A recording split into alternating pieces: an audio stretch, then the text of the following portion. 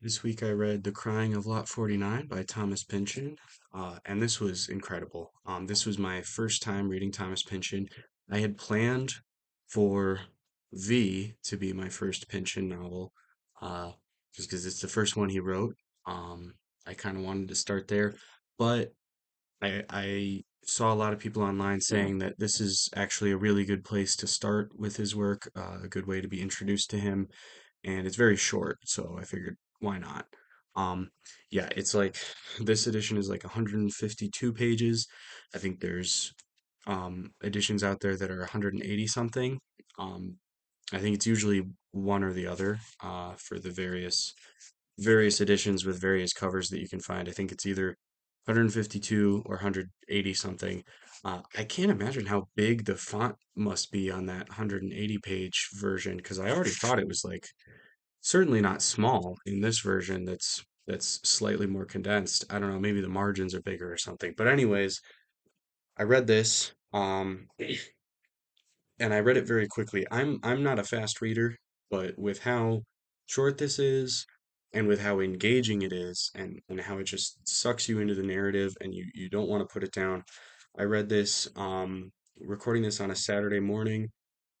I think I started this Tuesday night and finished it Thursday night.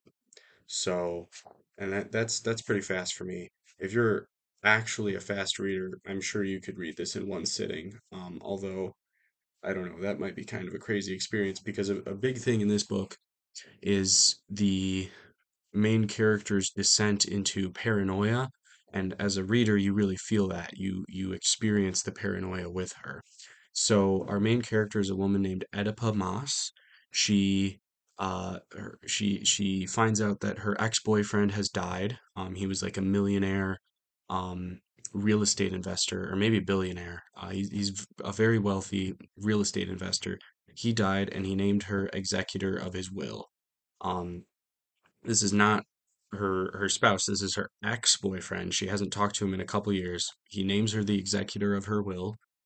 She lives in Northern California, but he lives in Southern California, so she has to drive south a couple hours to go and go live in a motel for a couple weeks while she figures all this stuff out around his will. And in the course of fulfilling her duties as executor of his will, she stumbles across this like underground war between two different postal service organizations. One of which is a real historical organization that handled the mail in the Holy Roman Empire in the early modern period, and then the other one is a fictional organization that Pynchon invented. Um, and they have this logo that you'll see Pynchon fans use a lot. There's a picture of it in here somewhere. It's where'd it go? It's in here. I'm gonna try to keep talking while I look for it. But yeah, so she uncovers this conspiracy, and then she starts seeing this symbol everywhere. She starts coming across people who seem to be covertly involved in this alternative postal service, this underground network of like secret mailboxes and secret mail carriers. And I'm not finding the symbol, but it's really fun. It's also very funny. There's a lot of good humor in here, but amongst all the fun things and the funny things, you do feel her descent into paranoia as she tries to figure out like, is this thing real? How many people are involved? Is this, am I going crazy? Is this some sort of elaborate practical joke that my ex put on for me to experience after he dies and I'm dealing with his will? And you don't find out. The reader does not find out.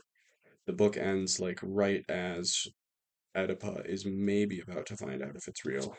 I don't know. I can't find the symbol in there, but it's a like a crude drawing of a horn with like a stopper in it so that it's muted. Um, but yeah, I that this was a lot of fun. It's very engaging. It sucked me in, and I just um yeah, I read it pretty quickly for me. Again, I think if you're a fast reader, which I am not, you could probably read it in one sitting. I read it over the course of like 48 hours. Uh, and yeah, I mean, I don't have a whole lot else to say, I guess. Um, I'm very excited to read more Pynchon. I think I am gonna go to this next, and then after this, probably Vineland because I watched One Battle After Another when that came out a couple weeks ago, and I really enjoyed that, and it's loosely inspired by Vineland. So I'm gonna read V, then I'm gonna read Vineland, and then I mean the logical next place to go would be Gravity's Rainbow, which I'm definitely going to read at some point, but I might actually read Against the Day before I read Gravity's Rainbow. I know I'm going to read both of them at some point, but I don't know. I know the plot is not necessarily the point, but the plot of Against the Day does sound slightly more interesting to me than Gravity's Rainbow. World War One has always interested me more than World War Two.